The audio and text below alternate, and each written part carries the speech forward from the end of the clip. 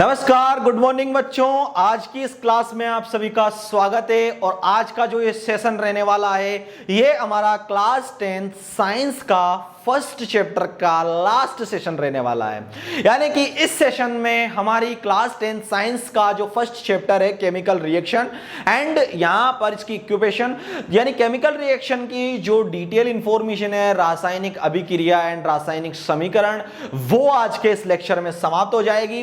Next जो lecture हमारे आएंगे उसमें हम आपके सामने जो लेक्चर ले आएंगे जिसमें क्लास 10 का सेकंड चैप्टर हम शुरू करने वाले हैं। चलिए आज की इस क्लास को शुरू कर लेते हैं। आई होप अगर आपको हमारे पिछले वाले लेक्चर अगर आपने देखे हो तो वीडियो आपको पसंद आई होगी। अगर आपने नहीं देखे हो तो चैनल पर जाइए और पिछले वाले जो पार्ट्स हैं उनको जरूर देखें। मैं आपको हर एक चैप्टर कंप्लीटली 2 से 3 वीडियोस में या ज्यादा से ज्यादा 4 वीडियोस के अंदर कंप्लीट करने वाला हूं और क्लास 10 साइंस आपको कंप्लीट डिटेल में इंफॉर्मेशन मिलने वाली है विद नोट्स के साथ में।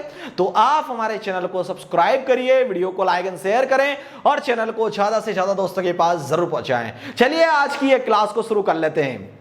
आज हमारे सामने जो क्लास रहने वाली है जिसमें हम बात करने वाले हैं, यहां हमारे सामने है विस्थापन अभिक्रिया। हमने पिछले जो चैप्टर थे, पिछले जो लेक्चर थे, उन लेक्चर के अंदर मैंने आपको कौन कौन से अभिक्रियाएं पढ़ाई मैं आपको एक बार दिखा देता हूं, उनको रिवाइज भी आपको करा देता हूं। यहां हमने एक संयोजन अभिक्रिया की बात करी थी, ऊष्माक्षेपी अभिक्रिया की बात करी थी, वियोजन अभिक्रिया की बात करी थी, ऊष्माक्षेपी वियोजन अभिक्रिया की हमने यहां पर बात करी थी। इसके बाद में हमने यहां पर विद्युत वियोजन अभिक्रिया की हमने बात करी, प्रकाशीय वियोजन अभिक्रिया की हमने बात करी, ऊष्माक्षेपी वियोजन ऊष्माशोषी वियोजन अभिक्रिया की बात करी और आज हम विस्थापन अभिक्रिया की बात करने वाले हैं। फिर आगे द्विविस्थापन अभिक्रिया, चयन, उपचयन अभिक्रिया, उनकी भी बात करेंगे। तो आज हम बात करने वाले हैं विस्थापन अभिक्रिया। विस्थापन अभिक्रिया क्या है? चलिए, इन अभिक्रियाओं में अधिक क्रियाशील तत्व कम क्रियाशील तत्व के साथ अधिक क्रियाशील तत्व कम क्रियाशील तत्वों को उनके यौगिक के रूप में विस्थापित करते हैं। उनके रूप में विस्थापित करना क्या कहलाता है? विस्थापन अभिक्रिया। यहां पर हमारे सामने Fe यानी लोहा आयरन है जो कि एक ठोस सॉलिड होता है, वो यहां पर है। इसके साथ हमारे सामने नेक्स्ट क्या है? यहां पर CuSO, यहां पर CuSO यानी कि कॉपर सल्फेट हमारे सामने है यहां पर। इसके बाद में इसकी जो अभिक्रिया कराई है, इसके बाद में क्या बना? FeSO4 हमारे सामने बना यानी आयरन सल्फेट हमारे सामने बना और Cu हमारे सामने यहां पर बना कॉपर। यहां पर हमारे सामने आया कॉपर ऑक्साइड, यहां पर हमारे सामने कॉपर यानी, और इसके साथ हमारे सामने सॉलिड क्या बना? कॉपर।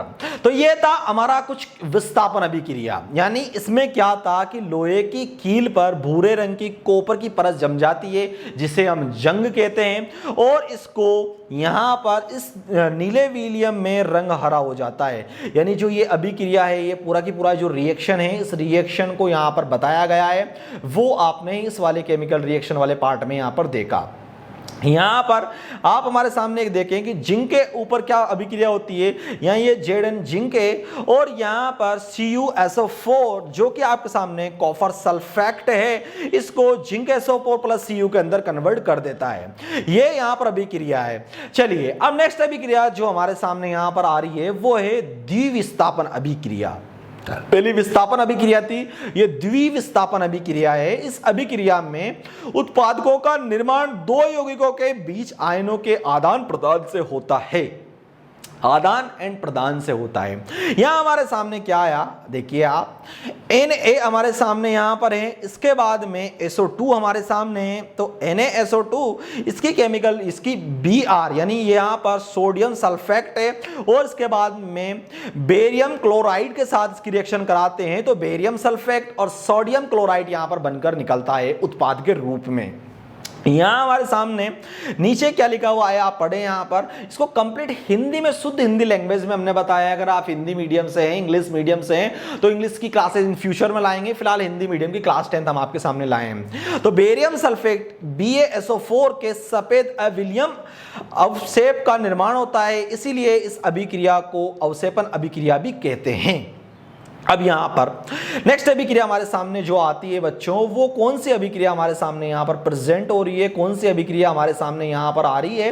नेक्स्ट अभिक्रिया जो हमारे सामने यहां पर आ रही है वो अभिक्रिया हमारे सामने उपचयन अभिक्रिया एवं अपचयन अभिक्रिया। उपचयन अभिक्रिया जब किसी पदार्थ में ऑक्सीजन की वृद्धि होती है और हाइड्रोजन का ह्रास होता है, यानी ऑक्सीजन बढ़ रही है, हाइड्रोजन कम हो रही है, उस अभिक्रिया को उपचयन अभिक्रिया कहा जाता है। यहां हमारे सामने एक रिएक्शन है जिसमें Ca यानी कोयला को यहां पर ऑक्सीजन के साथ में कराया जाता है रिएक्शन, तो हमारे सामने CO2 यानी कार्बन डाइऑक्साइड गैस बनकर निकलती है। वहीं हमारे सामने नीचे यहाँ पर Cu की जब यहाँ पर हम इसकी रिएक्शन कराते हैं तो यहाँ पर Cu को O2 के साथ कराते हैं तो Cu प्लस O2 यहाँ हीट के साथ हमारे सामने बन रहा है। तो ऐसे ही यहाँ पर देखिए इसके बाद में नीचे आपके सामने हीट के साथ में बन रहा है CuO यानी कॉपर ऑक्साइड आपके सामने है। इसके बाद में H2 यहाँ पर हाइड्रोजन जो गैस है वो आपके सामने यहाँ पर हमें देखने को मिल रही है और उसके साथ में ये रिएक्शन हो रही है। कुछ इस टाइप की रिएक्शन हमें उपचयन अभिक्रिया के अंदर होती है। नीचे अब हम बात करते हैं अपचयन अभिक्रिया। अपचयन अभिक्रिया क्या होती है? जब किसी पदार्थ में ऑक्सीजन कम हो रही हो और यहां पर हाइड्रोजन गैस बढ़ रही हो। जहां हाइड्रोजन गैस कम होती है वह अपचयन है, जहां हाइड्रोजन गैस बढ़ती है वो उपचयन है। यहां पर अपचयन में हाइड्रोजन गैस बढ़ रही है, ऑक्सीजन गैस कम हो रही है। उपचयन में हाइड्रोजन गैस कम होती है, ऑक्सीजन गैस बढ़ती है। सॉलिड है, बहुत सिंपल फंडा है, एक दो बार रीड करेंगे आपको समझ में आ जाएगा। तो यहां पर ये देखिए हमारे सामने यहां पर ये रिएक्शन अगर हम आपको बताएं तो यहां पर आप देख सकते हैं कि कॉपर ऑक्साइड यहां पर हमारे सामने है, इसको हाइड्रोजन के साथ यहां पर रिएक्शन कराया जाता है तो Cu प्लस H2O हमारे सामने बनकर होता है, जिसमें ऊपर ये आपके सामने क्या बन रहा है? उपचयन बन रहा है और नीचे आपके सामने अपचयन। ये कुछ इस टाइप से बनकर हमारे सामने रेडी हुआ है।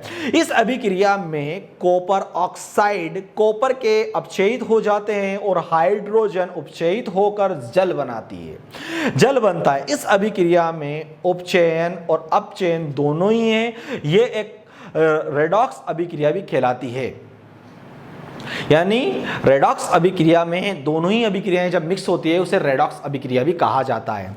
यह हमारी केमिकल रिएक्शन थी। इसमें अब मैं आपको नीचे ले जाता हूं तो यहां पर क्या है हमारे दैनिक जीवन में अपचयन अभिक्रियाओं का प्रभाव, क्या क्या प्रभाव पड़ता है? संरक्षण। यहां पर फर्स्ट है हमारे सामने संरक्षण यानी जब कोई धातु ऑक्सीजन, आर्द्रता, अम्ल आदि के संपर्क में आती है तो उस धातु की ऊपरी परत कमजोर हो जाती है। जिस प्रकार लोहे पर अगर आप उसको ऑक्सीजन की परत रखते हैं तो ऑक्सीजन के संपर्क में, जल के संपर्क में यानी बरसात में अगर आप रखते हैं तो उसके ऊपर एक परत जम जाती है। उस परत को क्या कहा जाता है? जंग का लगना कहा जाता है। लोहे की वस्तु पर जंग का लगना, चांदी की वस्तु पर काली परत पड़ जाती है, चांदी का काली पड़ना, तांबे के ऊपर हरी परत का जमना, ये सभी जो अभिक्रियाएं ये रासायनिक अभिक्रियाएं हैं, ये अपचयन अभिक्रियाएं हैं। वहीं यहां पर पेंट का भी कलर वलर ये भी फीका पड़ जाता है, वो अभिक्रिया भी कुछ इस टाइप की ही अभिक्रिया है। यहां एक नीचे अगर हम बढ़ते हैं तो यहां पर हमारे सामने इस जगह पर आप देखें तो यहां पर क्या है? विकृत गंधता, यहाँ वसा युक्त या तेलीय खाद्य जो सामग्री है उसमें वायु के संपर्क में आने से उपचयित हो जाती है और उसके बाद उसके स्वाद में, उसकी गंध में परिवर्तन हो जाता है, इसीलिए उसे विकृत गंधिता कहा जाता है। उसकी गंध बदल जाती है, उसमें वो खाना खराब वेस्टेज हो जाता है। ये एक अभिक्रिया विकृत गंधिता भी कहलाती है। तो यहां पर विकृत गंधिता को रोकने के लिए प्रतिऑक्सीकारक का उपयोग किया जाता है, यानी एंटीऑक्सीडेंट को यूज में लिया जाता है। वायु रोधी बर्तन के अंदर उसको रख सकते हो आप जिसमें ऑक्सीजन नहीं जा रही हो। उसके बाद में वायु के स्थान पर आप नाइट्रोजन गैस को भर सकते हो और शीतल रखें, यानी आप फ्रिज के अंदर रखें प्रोडक्ट को, तो आपका प्रोडक्ट खराब नहीं होगा। तो ये आज का जो सेशन था, आई होप अगर आपको पसंद आया हो आज का ये लेक्चर। हमारे इस चैनल का ये लास्ट लेक्चर था जिस लेक्चर के अंदर आज हमने बात करी। ये हमारा जो लेक्चर था, फिलहाल अगर आप चाहेंगे तो इन फ्यूचर में, अभी तो आपकी क्लास 10th स्टार्ट हुई है, लेकिन एंड में अगर आप जब जाएंगे तो अगर आप कमेंट करते हैं तो इन फ्यूचर इनको इस चैनल को रिवाइज कराकर आपको मोस्ट क्वेश्चन इसके सब कुछ हम आपको बता देंगे। तो ये रासायनिक अभिक्रिया एवं समीकरण का जो चैनल था यानी जो पार्ट था आज समाप्त हुआ है। आई होप आपको ये लेक्चर लास्ट लेक्चर पसंद आया होगा, ये वीडियो पसंद आई हो, वीडियो अच्छी लगी हो तो प्लीज वीडियो को लाइक एंड शेयर जरूर करें, चैनल को सब्सक्राइब जरूर करें। ऐसे ही इंफॉर्मेटिव वीडियोस के लिए, नॉलेजेबल वीडियोस के लिए, ज्ञानवर्धक वीडियोस के लिए आप हमारे चैनल को सब्सक्राइब जरूर करें। मिलते हैं नेक्स्ट लेक्चर में, नेक्स्ट क्लास के अंदर, जिसमें हमारा सेकंड लेक्चर हमारे सामने आएगा। तो वो नेक्स्ट क्लास आपको मिलेगी, उसके लिए आप वेट करिए नेक्स्ट क्लास के लिए। जब तक के लिए आपके लिए राम राम सा, धन्यवाद। वीडियोस देखने के लिए बहुत बहुत शुक्रिया। चैनल सब्सक्राइब नहीं कराए तो प्लीज चैनल को सब्सक्राइब करिए। क्लास 10 का सेकंड लेक्चर बहुत ही जल्दी आपके सामने आने वाला है। तब तक के लिए गुड बाय।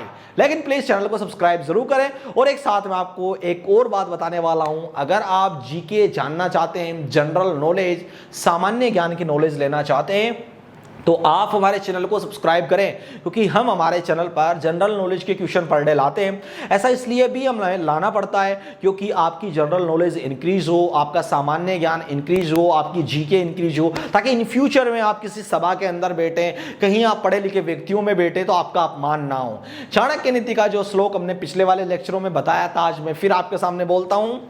चाणक्य नीति में एक बात की गई है कि अंशों की सभा में बुगले का यानी बुगला उसका उसी प्रकार तिरस्कार किया जाता है जिस प्रकार पढ़े लिखों में अनपढ़ का। अगर आप पढ़े लिखों में बैठ रहे हो और आपके पास नॉलेज नहीं है, आपके पास वो ज्ञान नहीं है, वो आपके पास एबिलिटी नहीं है, वो योग्यता नहीं है जो आप प्रेजेंट कर सके किसी के सामने, तो वो योग्यता आप लाइए ताकि इन फ्यूचर में आपको वो नॉलेज आपके काम आए और आपकी कहीं भी इज्जत खराब ना हो। इसीलिए आज का ये चैनल, आज की ये वीडियो, आज का ये सेशन आपके लिए यहीं तक था। मिलते हैं नेक्स्ट लेक्चर के अंदर, नेक्स्ट क्लास में।